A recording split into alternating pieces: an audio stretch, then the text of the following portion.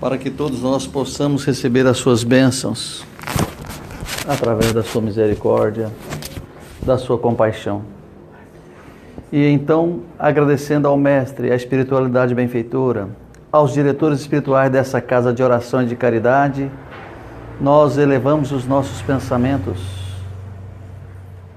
nós abrimos os nossos corações e dizemos confiantes: Pai nosso que estais nos céus, santificado seja o vosso nome, que venha a nós o vosso reino, que seja feita a vossa vontade, assim na terra como nos céus. O pão nosso de cada dia, Senhor, nos dai hoje. Perdoai as nossas dívidas, assim como nós perdoamos os nossos devedores. E não nos deixe cairmos em entregas tentações, mas livra-nos de todos os males. Que assim seja, graças a Deus. Então, graças a Deus, nós nos reencontramos aqui nas quartas-feiras para falarmos sempre dos temas do Evangelho de Nosso Senhor Jesus Cristo, dentro da lógica, da inteligência que a doutrina espírita nos oferece. Evidentemente que nós compreendemos que o Evangelho de Jesus não está restrito pura e simplesmente no Evangelho segundo o Espiritismo, mas também em todo o conteúdo das obras básicas, como também das obras desenvolvidas da doutrina espírita. E assim, a semana passada nós faláramos sobre o desencarne, sobre o medo que nós temos de retornarmos à pátria espiritual, sobre as circunstâncias que nós nos encontramos e tudo aquilo que nos amedronta, tudo aquilo que de uma certa forma nos deixa apreensivos e entristecidos, porque quando nós renascemos, os nossos pais fazem muitas festas, ficam felizes, mas quando nós estamos para desencarnarmos, nós não gostamos disso. Os nossos familiares ficam apreensivos e nós também ficamos apreensivos e temerosos, não sabemos o que encontraremos do outro lado. Evidentemente que dentro daquilo que a doutrina espírita nos ensina, nós compreendemos que existe inúmeras e infinitas, uma quantidade invariável de situações. Ou seja, vulgarmente falando, existem zilhões de variáveis durante esse processo todo. E nós ficamos temerosos, nós tememos que quando nós estamos próximos de nos desencarnarmos. Então, o que nos ensina a doutrina espírita através dos bondosos guias da codificação espírita?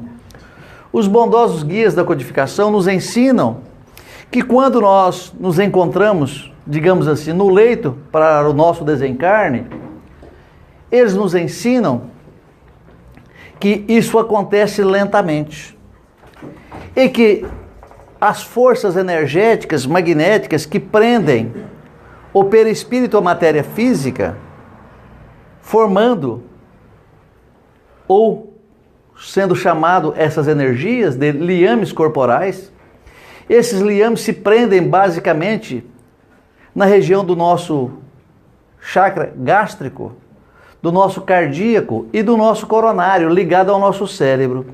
Então, vamos explicar todos. Então, estes chakras, esses centros de energia que recebem essas energias, e os chakras em sânscrito é como se fosse uma roda.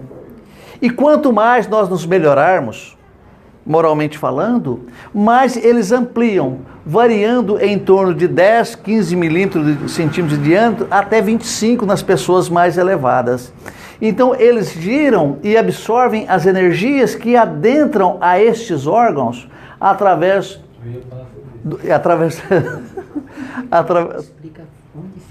vamos explicar. Através do duplo etérico, e esse duplo etérico que é um corpo astral que está entre o perispírito e a matéria física. Então, o duplo etérico está adentrando a matéria física, ao mesmo tempo que adentra o perispírito. E é justamente no perispírito e no duplo etérico que esses centros de energia se concentram em nós. Então aqui é o básico, aqui é o gástrico, aqui é o esplênico, aqui é o cardíaco, aqui é o laríngeo, o frontal e o coronário. Estes centros de energia recebem as energias do universo, recebem a energia através das luzes, recebem essa energia através do Sol e de outras forças que regem todo o universo, que adentram estes chakras. Quanto mais nós estivermos dentro de nós, quanto mais nós estivermos de maneira tranquila, serena, com a consciência tranquila de que estamos resolvendo ou tendo um comportamento essencialmente cristão, quando nós percebemos que a benevolência fala mais alto em nós do que a maledicência, nós percebemos que estes chakras recebem todas as energias necessárias para o fortalecimento da matéria física e também do espírito, porque o espírito necessita de um corpo saudável para que ele tenha o seu habitat perfeito, a sua moradia. Então, a moradia do espírito é a matéria física, mas não é a matéria física que é dona do espírito, é o espírito que é dono da matéria física. Porque nós temos o hábito de dizermos, como já faláramos aqui em outras ocasiões, que o meu espírito, é como se o corpo estivesse falando que o espírito lhe pertence, mas é justamente ao contrário do que isso acontece. Então vocês compreenderam que em sânscrito, chakra quer dizer roda, moinho, como se fosse um catavento girando e puxando para dentro da matéria física as energias universais. Então, quando nós aplicamos um passe, que coloca-se a mão sobre o coronário tem a capacidade de harmonizar todos os outros centros de força, não sendo praticamente necessário você localizar a imposição de mãos. Mas, porém, alguns médiuns passistas que têm faculdades mediúnicas, como a vidência, eles percebem também realmente onde se encontra a descompensação energética destes chakras. E justamente nessa descompensação energética, eles dirigem as mãos e o fluido magnético que deixa a matéria física, ao mesmo tempo que é modificada, purificada e aumentando o volume dessa energia magnética transformada pela espiritualidade, adentram esse chakra e reharmoniza a matéria física, dando tranquilidade ao espírito para que ele possa ter uma vida saudável. Então, desta maneira, quando nós estamos preparando-nos para o desencarne, que nós às vezes temos consciência disso, existem esses liames corporais que prendem o cardíaco, que prende o coronário, ao mesmo tempo que o gástrico, porque o gástrico está ligado a quê? Ao nosso aparelho digestivo, ao nosso aparelho, às nossas vísceras. Ele está unindo tudo isso, e justamente esses liames corporais que prendem o espírito nessa matéria física, na região do gástrico, porque nós compreendemos que cada conjunto de órgãos tem o seu centro de energia. Porque quando nós falamos do cardíaco, nós não estamos falando somente do coração, mas sim da glândula, do timo, nós estamos falando dos pulmões, de toda essa região do tórax que está ligado ao cardíaco, que recebe essas energias. A condição do passe das mãos tem que ser necessariamente as duas ou pode ser uma? Pode ser uma, pode ser as duas e pode não ser nenhuma. Porque veja, quando se aplica um passe à distância, como é que você vai aplicar um passe em alguém que está lá, vamos falar, no Uberaba? Vou ficar aqui. Não, não tem sentido. Então, é a nossa força mental, a nossa vontade, o nosso desejo de querer fazer o bem e de querer que essa pessoa a qual nós dirigimos as nossas orações e nossa vibração mental, na nossa concentração do nosso pensamento, é que vai prevalecer. As nossas condições morais também ajudam nessa prevalência. Eu gostaria de voltar só um tiquinho atrás, dentro do que nós estamos falando aí do chakra, que o Mário está abordando bem, para explicar o seguinte: a pessoa que fuma, O que acontece aqui no coronário, não vou entrar em detalhe aí, depois você... Mas a energia tem que passar por aqui, para alimentar todos aqueles chakras, para que vocês sigam com vitalidade, ok? Existe uma espécie de filtro aqui, para entrar energia, como se fosse um coador de café. Agora imagine que cada vez que você fuma, para aqueles que fumam, a nicotina vai ficando nesse coador. Então, vai entupindo esse canal e vai fazendo com que a energia passe pouca. Conforme a energia vai passando pouca, vai fazendo com que esses chakras não sejam alimentados, então o corpo adoece. Por isso que vem câncer, como é que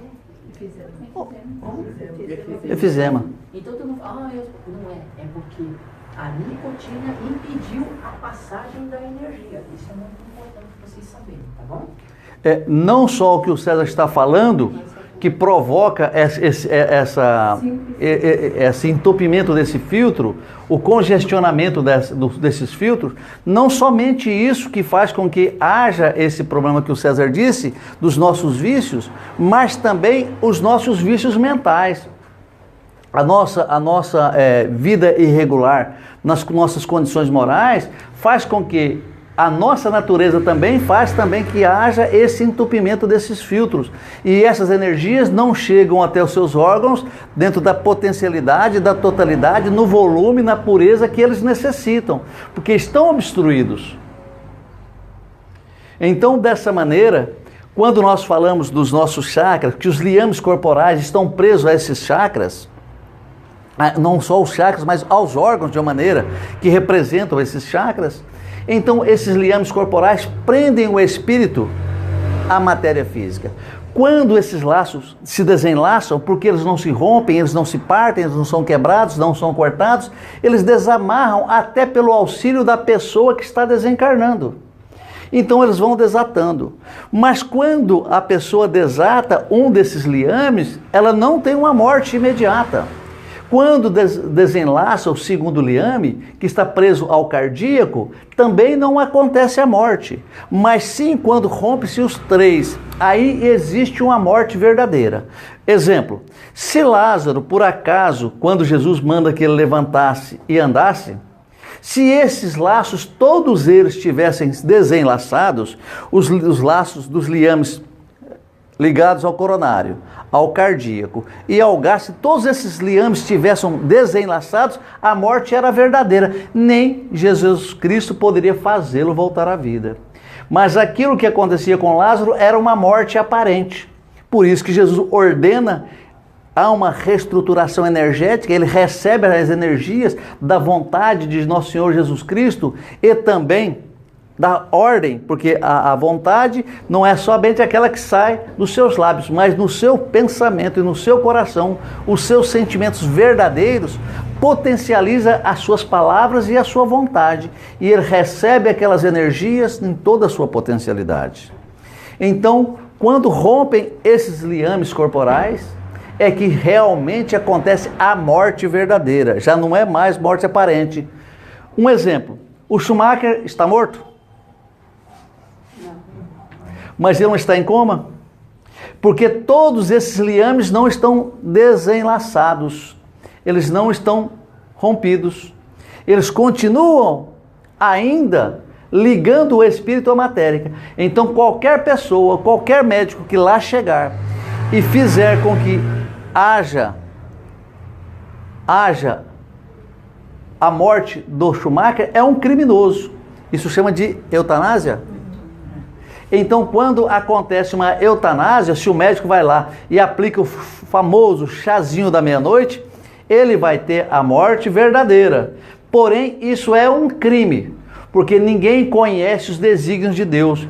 E Deus não sabe se amanhã ou depois ele recupera-se. Mesmo que a ciência acredita que ele não tem mais condições de retornar à vida física tal como ele tinha, mas somente Deus tem autoridade sobre a vida, somente Deus tem autoridade sobre a morte. Então, o fator determinante da vida e da morte é o Pai Celestial. Então, dessa maneira, quando se rompe esses liames, certamente o Espírito está fisicamente desembaraçado, desligado da matéria física. E aí nós perguntamos, para onde vai o espírito? Falamos isso um pouquinho a semana passada, né? Para onde vai o espírito? Ora, existem zilhões de situações diferentes, porque depende do grau de amor, de fraternidade que se encontra nos corações das pessoas, do seu comprometimento moral, do seu comprometimento intelectual. Então é dessa maneira que o desencarne se faz, de uma maneira mais rápida ou de uma maneira mais lenta. Quando ele se faz de uma maneira mais rápida, é sinal que aquela pessoa já tem um pouco mais de evolução espiritual. E ele tendo esse pouco mais de evolução espiritual, ele não sofre, porque sofre-se mais quando se vem ao mundo através da reencarnação do que quando se desencarna no processo desencarnatório. E assim, dessa maneira, nós esperamos que aquelas pessoas que ainda não tiveram o comprometimento de pensar em si, de pensarem que posteriormente, amanhã ou depois, nós teremos o nosso desencarne, faz-nos necessário que nós pensemos nisso antecipadamente, numa preparação para que isso aconteça.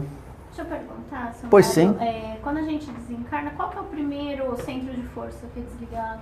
O gástrico. O gástrico? É. É o primeiro. É o primeiro. E o último? O coronário. O coronário. Então, porque o coronário, ele está ligado à glândula epífise. A epífise é que realmente mantém o espírito ligado à matéria. Porque essa glândula é que eleva-nos para o mais alto, para um plano mais elevado. Porque quando nós fazemos as nossas preces, as nossas orações, é justamente ali que sobe a nossa energia para que ela pudesse atingir os patamares mais elevados, colocando-nos de uma maneira mais direta ou mais próxima dos nossos benfeitores espirituais, os nossos guias espirituais, os nossos benfeitores, o nosso anjo guardião e outras potências espirituais. Então, dessa maneira, quando o espírito é mais elevado, o desencarne é rápido. Mas quando o espírito deu extrema importância à matéria física, à sensualidade, aos bens materiais, esse desencarne acontece de maneira lenta, levando dias, semanas, até meses para que complete-se o seu desencarne. Isso não implicando de maneira alguma que ainda haja na matéria física algum tipo de vitalidade ou uma possibilidade para que ele voltasse à matéria física. Mas é porque ele se prende muito à matéria física porque deu a ela uma importância extremamente elevada durante a sua vida física. Então, uma pessoa que dá muita importância à sensualidade, ele está mais profundamente enraizado ou adentrado a essa matéria física, dando a ela uma importância acima do necessário. Então, esse desencarne acontece lentamente. E, consequentemente, esse desencarne lhes traz sofrimento. Evidentemente que o corpo está no sepulcro. O corpo se encontra no sepulcro, que nós não estamos vendo o espírito, o corpo já está praticamente deteriorado depois de 2 meses, 3 meses, 4 meses, e assim por diante. Então nós não estamos observando essas cenas, mas as pessoas que possuem evidência percebem isso com muita clareza. Então, quando nós damos uma importância extremamente elevada ao dinheiro, quando nós damos uma importância extremamente elevada, como nós dissemos, à sensualidade e outras coisas que não são patrimônios nem atributos espirituais, nós compreendemos que o nosso desencarne poderia trazer-nos muitas dores, como espíritos. Evidentemente que ninguém vai ver-nos chorando. Evidentemente que o sofrimento é apenas para o espírito que está ligado à matéria física, porque certamente no sepulcro ele está sendo observado, os seus restos mortais, pelo espírito que está assistindo tudo ali. Compreendem? Oi, Ju, tudo bem? Oi, Márcia. Compreendem? Então, dessa maneira, nós precisamos cuidarmos da matéria física. Colocarmos no entendimento de fazermos o bem o máximo possível. Compreendermos que precisamos angariarmos conhecimentos. E compreendermos também que precisamos e necessitamos fazermos nosso aprimoramento moral, para que não sejamos pessoas ou espíritos que assistirão à decomposição da matéria física, enquanto o espírito observa a uma determinada distância, vendo os vermes praticamente destruindo toda a nossa matéria física. Isso nos traz dor. É como se você tivesse fisicamente e alguém viesse tirando um pedacinho em você, cortando você, cortando você. Então você sente dor. O espírito também sentiria essa dor ao ver o seu corpo em decomposição e vendo que ele fosse tomado momentaneamente pelos vermes da decomposição. O que acontece com relação à cremação? Eu ia perguntar isso. Eu tenho muita dúvida. Na cremação, segundo o nosso benfeitor desencarnado chamado Chico Xavier, então o Chico Xavier comentava-se muito em Uberaba, me parece que está inclusive esse relato em alguns livros, não posso dizer para você qual deles, mas que ele nos dizia que no caso da cremação é necessário que o corpo seja cremado depois de 72 horas do desencarne, para que ele não assista. Ser cremado. Mas tem espíritos que Você tem que assistem, esperar né? então. Tem espíritos que assistem, sim, tem espíritos que assistem, mas é que 13 e 14. é que vamos imaginar que acontecendo isso, quando a pessoa desencarna naquele momento, alguns dos seus órgãos ainda existe neles resquícios de energia, de vitalidade. Embora já esteja os liames desenlaçados e, consequentemente, nesse desenlace, já não existe mais possibilidade de retorno à vida física. Porém, eles ainda têm uma certa vitalidade. E o que acontece nesse momento? Acontece que espíritos extremamente mais primitivos apossam-se energeticamente dessas vísceras, desses órgãos que ainda restam uma determinada vitalidade. Então, espíritos vampirizadores, ainda adentram a sua matéria física para colher ainda os restos de vitalidade que os seus órgãos ainda possuem.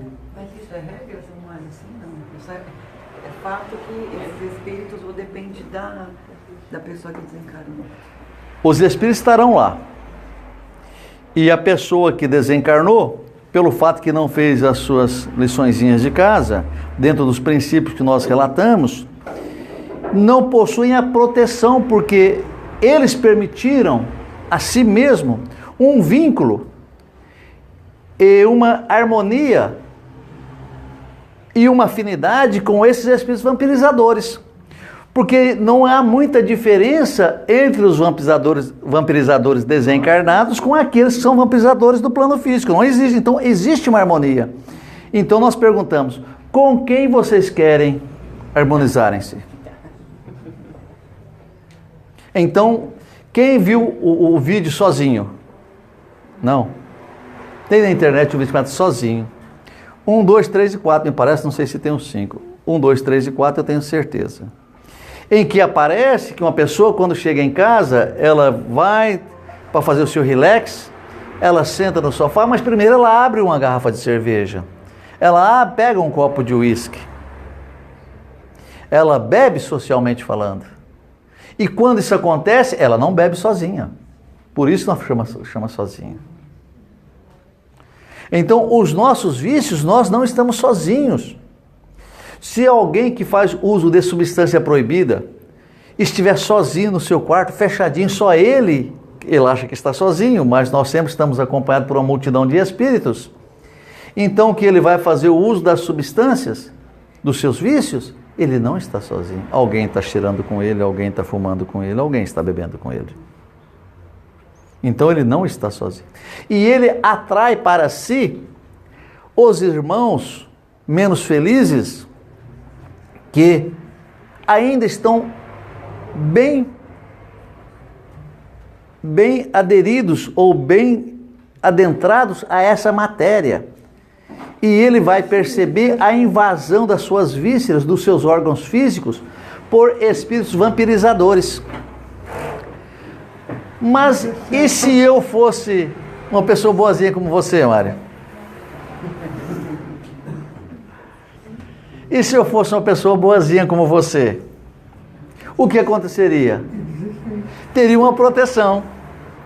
Os nossos benfeitores, os nossos espíritos familiares nos protegeriam dessa invasão e desse aproveitamento da matéria física que está acontecendo com aquele resquício de vitalidade que ainda existe nesses órgãos. Então, sem nenhuma crítica, nós vemos ainda os nossos irmãos que nos trabalhos mediúnicos de terreiro, alguma coisa semelhante, levando oferendas, charutos, cachaça para as entidades. Então, isso acontece o quê? Que elas estão tomando essa cachaça, que elas estão fumando esses charutos. As entidades. As entidades também, porque não faz uma oferenda, alguém não acende um charuto e põe aqui por uma entidade que ele dá um nome a ela, que conhece ela por um determinado nome. Então, não, isso acontece muito. Então, coloca-se aqui e deixa ela se consumir. Ó, tirou, cigou, colocou aqui, digamos, é para Yara. A Yara está no mundo invisível. Aí, vai esperando que aquele cigarro, aquele charuto, vai se consumindo. Vai se consumir, é uma oferenda que você fez. Então, dessa maneira, eles não estão ligados ainda às energias e os hábitos e os vícios que eles tinham enquanto se encontravam aqui fisicamente? Sim. Então, só por esse motivo, nós temos condições de fazermos o nosso raciocínio de uma maneira gradativa, percebendo essa ligação íntima entre nós e os irmãos desencarnados. Nesses zilhões de oportunidades que nós citamos, de variáveis, de acordo com o grau evolutivo de cada ser. Agora, o grau evolutivo de cada ser, digamos, não é bom, é bonzinho, bom, ótimo e excelente. Não é assim. Dentro dessas condições, existem inúmeras e infinitas variáveis que isso acontece. Dessa maneira, nós precisamos não nos preocuparmos somente com aquilo que nós estamos vivendo, mas prepararmos-nos para o nosso desencarne. Eu não quero pensar jamais em morrer, eu não quero nem pensar nisso. Ora, você não faz um plano com a funerária, com a Alcel, com qualquer uma outra, esperando o dia do seu desencarne? Você não vai lá e paga antecipadamente por mês, tantos reais por mês, com isso e aquilo, até o seu desencarne, para que ele venha te dar assistência no último dia? E por que, se nós fazemos esses planos, não fazemos para nós também um plano para o nosso desencarne, dentro das leis de amor e de fraternidade que regem o universo, que nosso Senhor Jesus Cristo nos esclarece, ao mesmo tempo que instruído que nos encontramos, dentro das instruções, dos conhecimentos que nós temos. Então, dessa maneira, o nosso desencarne será suave, não haverá dor. Dói-se muito mais, sofre-se muito mais durante a existência física do que no momento do desencarne. O problema é o medo, porque nós temos uma consciência que, de uma certa maneira, não nos permite estarmos, uma consciência que não nos permite estarmos tranquilos, porque não fizemos as lições que deveríamos ter feito. Já temos conhecimento de tudo isso, mas não estamos fazendo a nossa tarefa, o nosso trabalho. Por esse motivo, nós nos encontramos fragilizados. E ao mesmo tempo que os prazeres, digamos, mundanos ainda reclamam de nós as nossas energias ainda e que nós dedicamos muito tempo a essas atividades, a esses exercícios, que nós não temos a consciência tranquila. E a nossa consciência é o nosso juiz. A nossa consciência é o nosso juiz, porque sabemos já o que devemos e o que não devemos. E se nós conscientemente ainda fazemos aquilo que não deveríamos estarmos mais fazendo, certamente nós teremos alguma coisa que reclamará de nós uma situação. Então, que todos nós tenhamos condições de fazermos o nosso exame de consciência.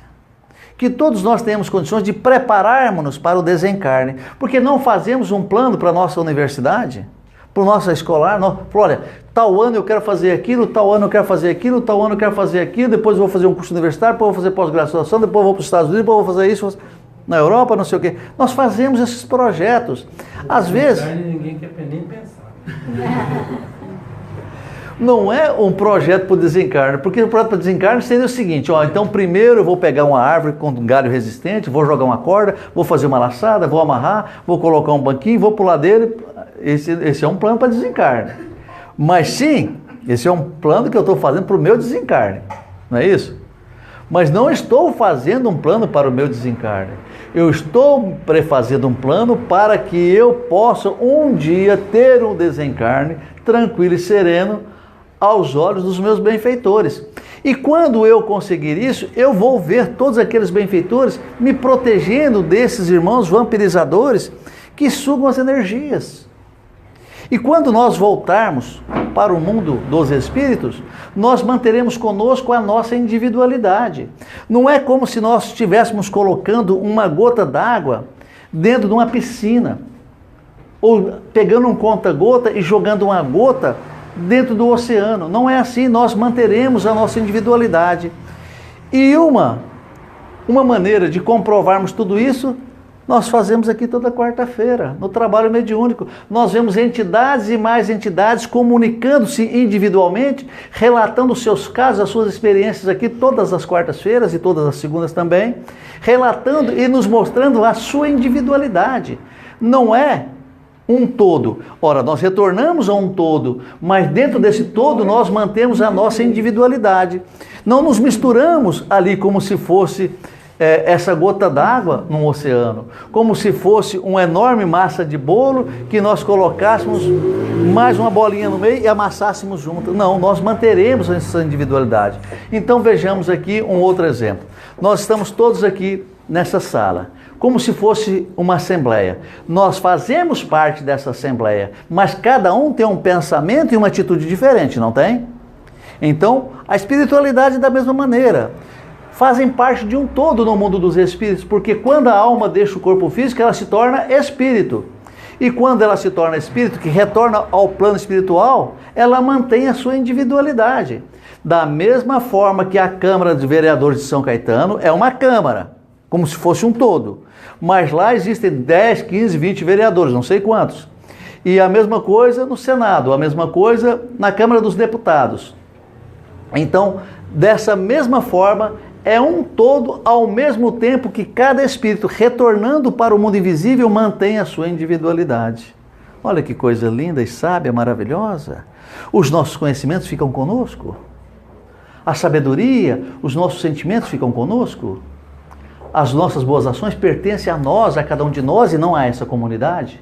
Nós estamos nessa comunidade de espírito, mas cada atitude que temos para conosco e para com o nosso grupo, ela é ímpar. Tudo quanto eu aprendi e estudei é meu. Tudo quanto aquilo que eu fiz e que não fui feliz, não fui bem sucedido, também é uma responsabilidade minha. Então, não nos encontramos nesse todo envolvidos, digamos, por consequências extremas a todo esse grupo. Não. Mas a cada um de nós, de acordo com os nossos pensamentos, de acordo com as nossas atitudes, de acordo com as nossas atividades, com a nossa benemerência, é que nós nos encontramos dessa maneira. Olha que coisa linda, maravilhosa, que os benfeitores nos esclarecem a respeito disso. Então não tenhamos medo. Não tenhamos medo de retornarmos para o mundo invisível. Lá é a nossa casa. Mas como se não bastasse isso, vamos preparar-nos para adentrarmos a nossa casa, não de maneira de 4 pés, mas sim de cabeça erguida.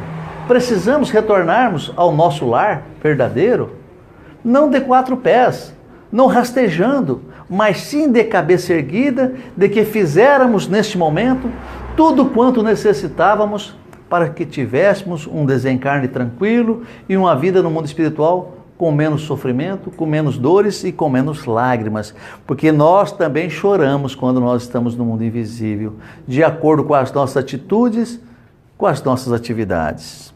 Então, é como se nós, chegando no mundo invisível, como seria essa entrada? Ora, se a nossa consciência nos acusa, não é legal para nós, não é bom para nós. Da mesma forma que quando nós nos encontramos numa idade madura, as nossas atitudes de infância, de adolescência, às vezes nos envergonham. E quando nós percebemos que não fizéramos as nossas lições aqui na matéria física e adentramos o mundo espiritual, nós também nos envergonhamos das nossas atitudes de desamor, de impiedade, de ira, da nossa infantilidade durante o tempo em que estivermos aqui no mundo físico. Olha que coisa! Mas se por outro lado, nós fizéssemos todo o bem que nós poderíamos ter feito, se por outro lado nós tivéssemos a fraternidade e o conhecimento que já se encontra em nós e colocados em prática, certamente nós entraríamos de cabeça erguida. Não que nós estivéssemos de uma certa maneira no paraíso, no céu, não dessa maneira, mas sim tranquilo de que durante o tempo que nós permanecêramos no mundo espiritual, no mundo físico, permitiu-nos uma consciência, permitiu-nos uma condição de que fizéramos aquilo que estava previamente combinado com os benfeitores amigos, nos nossos projetos, nos nossos planos, e assim pudéssemos angariar as bênçãos celestiais. Não é que nós chegaríamos num tapete vermelho, não é que nós veríamos a ala da esquerda e a ala da direita aplaudindo-nos de pé. Não é isso, mas sim seríamos recebidos pelos benfeitores amigos, felizes de que nós tivéssemos cumprido aquilo que estava previamente determinado. Olha que maravilha! E quando nós falamos isso, evidentemente que vem-nos à memória uma situação extremamente abençoada para nós, porque nós tivéramos até pouco tempo atrás o nosso irmão Chico Xavier, até 1992, 2002, até 2002, esteve conosco e que cumpriu tudo aquilo que estava previamente determinado e ainda deu algumas lambujas. Evidentemente que nós não nos encontramos nesse degrau evolutivo que ele se encontra. Não nos colocamos como benfeitores da humanidade, mas sim nas condições de sofredores. Mas dentre essa condição de sofredores, podemos aproveitarmos o máximo possível, tirando para nós algumas coisas que seriam extremamente importantes quando nós adentrássemos o mundo dos espíritos. Vejamos. O primeiro compromisso do Emmanuel, quando ele aparece para o Chico, naquela cachoeira, que quem viu assistir o filme Nosso Lar deve ter visto, e que eles fizeram um compromisso para escreverem quantos livros? Não sei. Só 30, não é verdade? Eles fizeram um compromisso de escreverem 30 livros. Posteriormente, quando escreveram o Chico, o Emmanuel falou, não, precisamos inteirar 100, Chico. Sem uma conta mais correta, mais bonita. Vamos escrever 100 livros? Vamos, então, ué. Evidentemente que precisava de disciplina, muita disciplina, para que tudo aquilo pudesse acontecer. E eles foram lá, escreveram mais 70 livros e completaram 100. Quando completaram 100, o Emmanuel falou, Chico, nós já cumprimos nosso trabalho. Eu pergunto para você, você quer prosseguir ou você quer parar por aqui? Não, eu quero prosseguir. Falou, ainda bem. Ainda bem, porque caso você desistisse, você desencarnaria de uma morte muito violenta.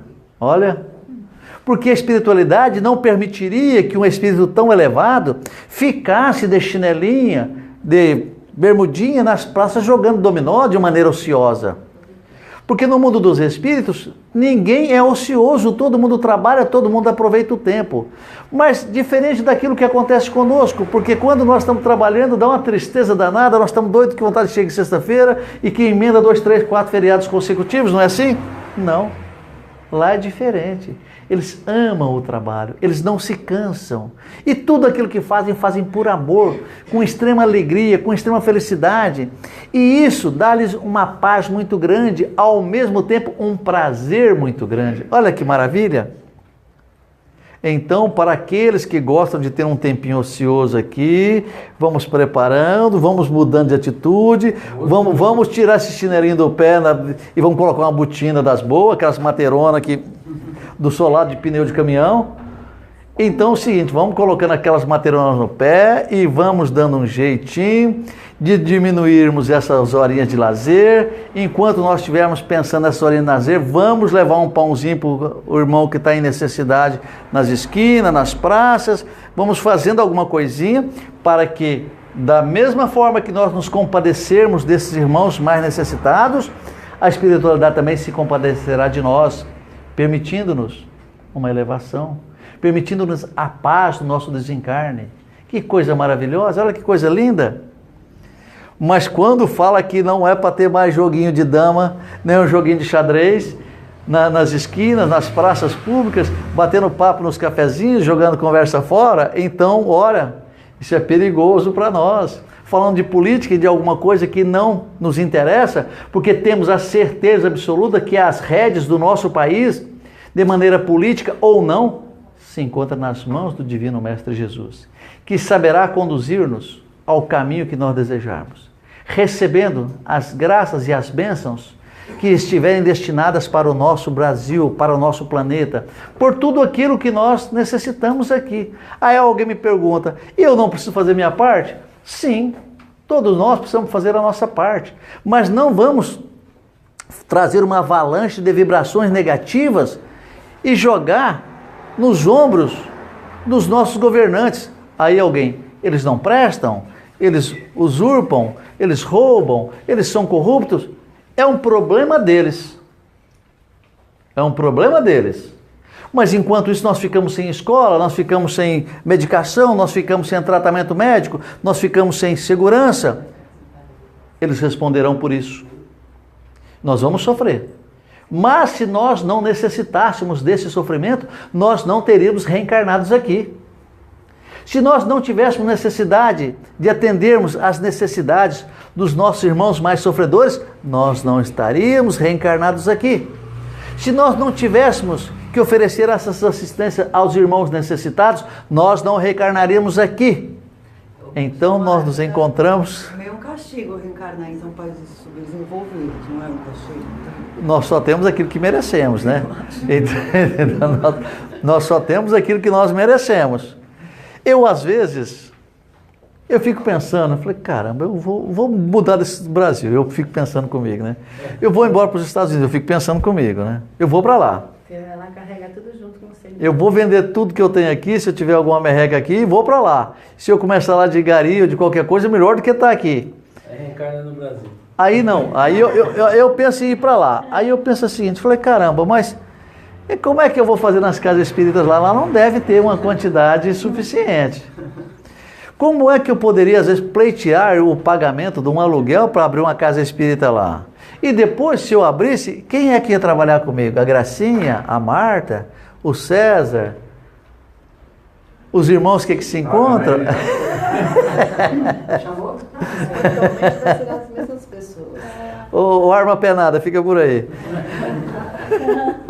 Então, eu vou chamar quem? O Anderson, a Dona Cida, o grupo de paz, eles estão aqui, eu fui sozinho para lá. A minha dúvida é essa, as pessoas que migram, vão para outro país, aí fico pensando, será que não é o destino da gente é ficar nesse país que você nasceu por algum motivo, aí você vai embora, de repente você não está Justamente. a sua evolução, eu fico pensando. Justamente, nós reencarnamos aqui porque aqui é o nosso lugar. Aqui é o nosso lugar. Mas o Brasil vai Mas ter tem um papel pessoas- importante futuramente, né? Naquele livro Pátria do Evangelho, diz que o Brasil vai ter uma missão Como é que é? importantíssima. Que livro você falou? Aquele Brasil Pátria do Evangelho. Ah, Brasil, Pátria do Evangelho, Coração do Mundo. Né? Diz que ele vai ter um papel muito importante futuramente. Né? Justamente. Só que quando eu era criança, eu ouvia dizer que o Brasil era o país do futuro. Eu já estou próximo para entrar no outro mundo e deixar esse mundo físico. E ele continua sendo o país do futuro. Que história é essa? E quando você tiver a minha idade, você também vai continuar ouvindo que o Brasil é o país do futuro. Que futuro distante, né? Mas nós teríamos É que tudo os jovens pra ser eram primeiro outra na mundo, época. né? que tem Bom, muita coisa. então, meus irmãos, A riqueza que a gente evidentemente que tem, todos mas- nós amamos esse país. E nós gostaríamos que ele tivesse um destino diferente. E nós gostaríamos que o nosso senso de amor e fraternidade também fosse mais profundo. Mas para compreendermos alguns detalhes, nós precisamos estudarmos mais. Sentir em nós um envolvimento inspirador. Um envolvimento que nos inspire a direção e o caminho certo para tomarmos. Nós teremos intuitivamente também essas opções. E certamente acontecerá aquilo que Jesus previamente determinou para que ocorresse conosco. E colocou-nos reencarnados justamente no momento adequado para que nós passássemos as experiências que nós passamos. Veja que coisa linda nós estarmos aqui falando hoje sobre Jesus, sobre todas essas bênçãos que nós recebemos, sobre esse país maravilhoso que nós nos encontramos e que às vezes nós estamos contrariados com algumas coisas, porque não temos ainda a resignação, a aceitação dessas circunstâncias e não queremos, de uma certa maneira, admitirmos que nós fazemos parte desse povo singelo e sofredor que se encontra no Brasil nesse momento de extrema dificuldade para nós. Então, tudo isso só o Divino Mestre pode oferecer-nos. Da mesma forma que quando Jesus esteve fisicamente conosco, logo após a sua crucificação, reencarnaram inúmeros espíritos que dariam a vida nos circos romanos, alegrando aquelas pessoas no Coliseu, sendo atirados às feras e devorados por elas, sendo queimados nas fogueiras inquisitórias.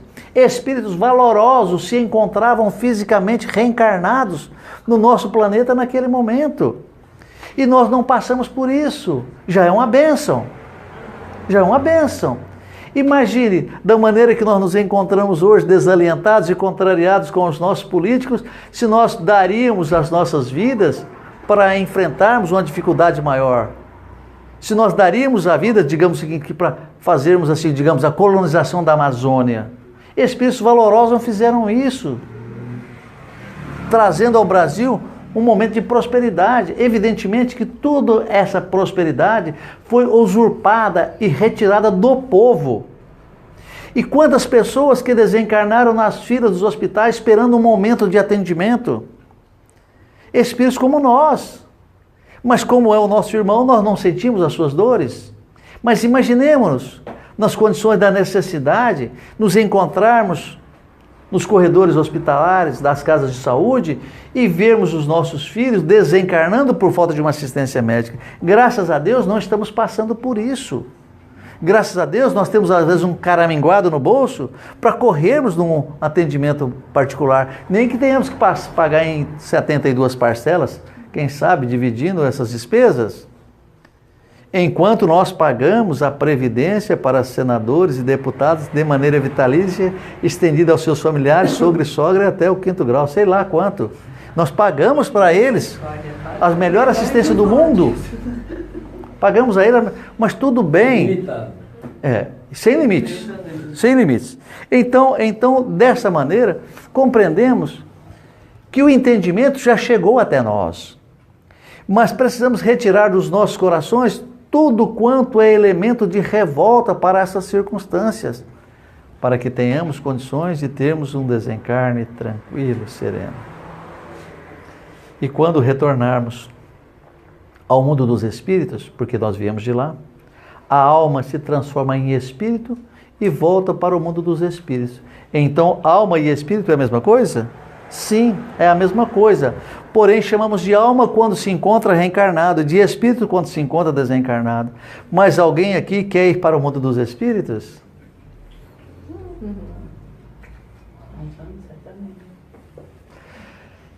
Eu não tenho medo de ir, verdadeiramente falando. Mas não quer ir agora não. Mas eu coloco-me nas condições de que os meus benfeitores é que sabem verdadeiramente o que é melhor para mim. Se eles acharem que o meu desencarne hoje ou amanhã vai acontecer, eles sabem o que está me oferecendo de melhor. E eu tenho essa confiança. A diferença é que eu tenho essa confiança. Não me faço melhor que ninguém. Mas eu tenho essa confiança que aquilo que me suceder é o que será melhor para mim. Se nós estivermos na nossa consciência, se nós tivermos na nossa consciência aquilo que nós estamos relatando, certamente é porque a nossa fé, a nossa confiança já se encontra mais amadurecida. Ou seja, dentro de todo esse processo, nós já demos um passo no sentido de nos melhorarmos. Porque nós já confiamos na providência divina e colocamos em suas mãos a nossa alma, o nosso espírito. Mas mesmo que nós não colocássemos, ela poderia estar na mão de quem? A não ser de Deus. Ela poderia estar na mão de quem? Do outro? Então, mesmo que você coloque na mão do outro, ele não pegará, porque tudo que existe pertence a Deus, inclusive o outro, que faz a sua vontade de maneira inconsciente, mas faz.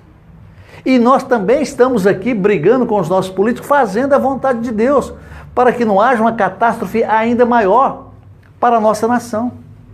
De maneira inconsciente, nós somos elementos dessa espiritualidade, atuando da maneira que atuamos, com opiniões diversas, diferentes. Olha que maravilha! E nós estamos a serviço de Deus e nem sabíamos, nem entendíamos que nós estávamos fazendo a sua vontade. Quando é nessas coisas, nós fazemos a sua vontade, mas o que Ele quer que nós façamos, nós não fazemos. Da mesma forma que nossos filhos não fazem aquilo que nós queremos.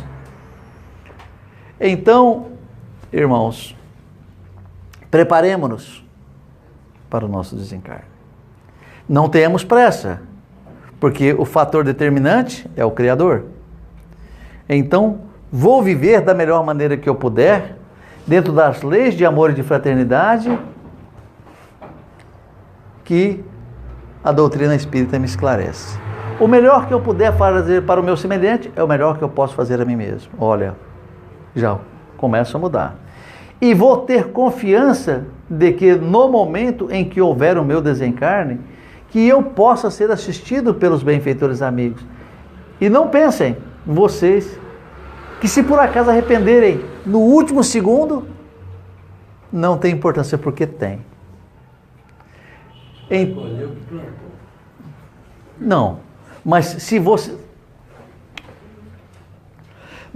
tem na sua consciência, aquele último segundinho que faltava, 59, 45 e 40 e 59 do segundo tempo. Esse segundinho, se vem um arrependimento às nossas mentes, na mudança dos nossos sentimentos, de um arrependimento sincero e verdadeiro, ainda está em tempo de acontecer uma mudança. Olha como a providência divina é tão misericordiosa para conosco, ao mesmo tempo que nós nos encontramos profundamente endividados. Bom, graças a Deus. O arrependimento é o salva-pátria. O arrependimento te dá consciência de ser assistido. Mas não vai deixar para arrepender lá nesse momento, né? Tem tempo. Porque na verdade se arrepender é um gesto de humildade. E claro, de reconhecimento da grandeza do Criador. Não é? Quando você se ajoelha, você ouviu. Isso. Não vai deixar para... Então vamos assim, graças a Deus, irmãos, elevando os nossos pensamentos, agradecendo a Jesus, aos benfeitores amigos, aos diretores espirituais dessa casa de oração, que estiveram e estão conosco em todos os momentos das nossas vidas, fortalecendo-nos para a caminhada, iluminando-nos o caminho, trazendo-nos a verdade, enxugando as nossas lágrimas e consolando os nossos corações sofridos. E então elevamos os nossos pensamentos. Mentalizemos a figura de amor e de bondade do Mestre Jesus. Abrimos os nossos corações, cheios de confiança, de fé, seguro e confiante no Divino Amigo, para dizermos: Pai nosso que estais nos céus, santificado seja o vosso nome. Que venha a nós o vosso reino. Que seja feita a vossa vontade, assim na terra como nos céus. O pão nosso de cada dia nos dai hoje. Perdoai as nossas dívidas, assim como nós perdoamos nossos devedores. E não nos deixeis cairmos entregue às tentações, mas livra-nos de todos os males. Que assim seja, graças a Deus. Bem,